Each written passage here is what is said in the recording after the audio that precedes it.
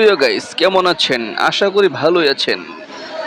বরাবরের মতো আরেকটি ভিডিও নিয়ে আসলাম আপনাদের সামনে।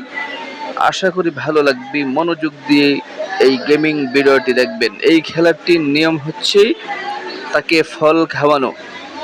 যদি এই একটি সাপ আর একটি সাপের সাথে লাগে তাহলে ব্রাস্ট হয়ে যাবে। যে সাপটা আগে লাগবে সেই সাপটাই কিন্তু ব্রাস্ট হয়ে যাবে। দেখতে পারবেন।